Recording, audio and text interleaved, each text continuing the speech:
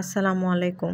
আমরা প্রতিদিন কত কিছু ভুলে যাই, কত কথা মুখে বলি, কিন্তু কখনো ভেবে দেখেছেন যদি আপনার মুখ না চলে, হাত না নড়ে, চোখ না নড়ে, অথচ আপনি সব শুনতে পাচ্ছেন, কেমন লাগবে? আজকে আমরা জানবো এমন একজন মানুষের গল্প যে ছিল 10 বছর বন্দি নিজের শরীরে। কারো চোখে সে ছিল নির্বাক কোমায় থাকা এক মৃতপ্রায় মানুষ, কিন্তু তার ভেতর ছিল এক জেগে থাকা মন, যেটা কেবল একটাই কথা বলছিল, আমি বেঁচে আছি, আমি বেঁচে আছি।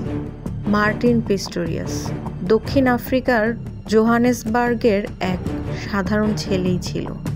খুব হাসি খুশি, কার্টুন ভালোবাসত, ইলেকট্রনিক্স ঘাঁটতে ভালোবাসত। 1988 সালে হঠাৎ সে জ্বরে পড়ে। সাধারণ ঠান্ডা লাগা ভাবেই শুরু হয়, কিন্তু ধীরে ধীরে শরীর অসাড় হতে থাকে। চিকিৎসকরা নিশ্চিত হতে পারেন না, কিন্তু মনে করা হয় কোনো একটা ভাইরাল ইনফেকশন হয়েছে, হয়তো খুব তাড়াতাড়ি সেরে উঠবে। কয়েক সপ্তাহের মধ্যেই সে আর হাঁটতে পারে না, কথা বলতে পারে না, চোখে চোখ রাখতে পারে না। একটা ছেলেকে যেন আস্তে আস্তে মিউট করে দেওয়া হচ্ছে। ডাক্তাররা বলেন সে বোধহয় কখনো ফিরে আসবে না, ও কোমায় চলে গেছে। পরিবার মার্টিনকে ঘরে হুইল চেয়ারে বসিয়ে রাখত।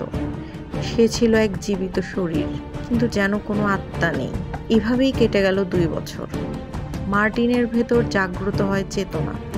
সে সব কিছু শুনতে পায়, বোঝে, কিন্তু বলতে পারে না, নড়তেও পারে না। তার মা একদিন বলে ফেলেন, আমিও চাই ও মরে যাক। মার্টিন সব শুনছিল।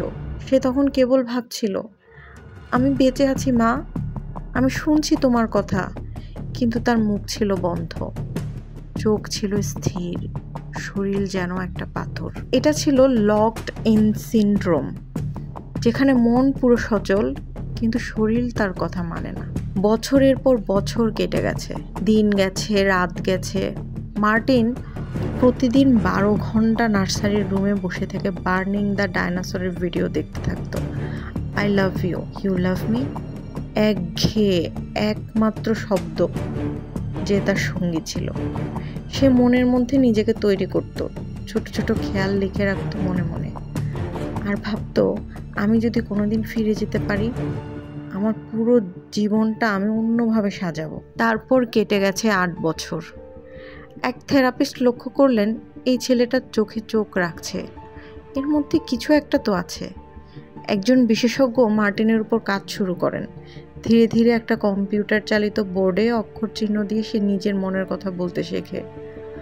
10 বছর পর মার্টিন আবার কথা বলে, সে নিজেকে ফিরে পায়, আবার জন্ম নেয়। মার্টিন এখন একজন লেখক, কম্পিউটার সায়েন্টিস্ট এবং মোটিভেশনাল স্পিকার। তিনি বিয়ে করেছেন এবং স্বাভাবিক জীবনে ফিরে এসেছেন। তার আত্মজীবনী গোস্ট বয়, এটা পড়ে দেখতে পারেন, যেখানে তিনি লিখেছেন, আমি ছিলাম একজন আত্মা, আমার দেহ ছিল কারাগার। আপনি যদি আজ কথা বলতে না পারেন, হাত নাড়াতে না পারেন, তবুও মনের সব কথা বুঝেন, তবে আপনি কি সত্যিই নীরব? আমরা যাদের নিশ্চুপ ভাবি, হয়তো তাদের ভেতরেও চলছে পূর্ণ এক জীবন। তাদের মন হয়তো আমাদের থেকেও অনেক বেশি জেগে আছে। আপনি কি ভাবেন? এই গল্পটা কি আপনার মনে দাগ কেটেছে? কমেন্ট করে জানাতে পারেন। ধন্যবাদ।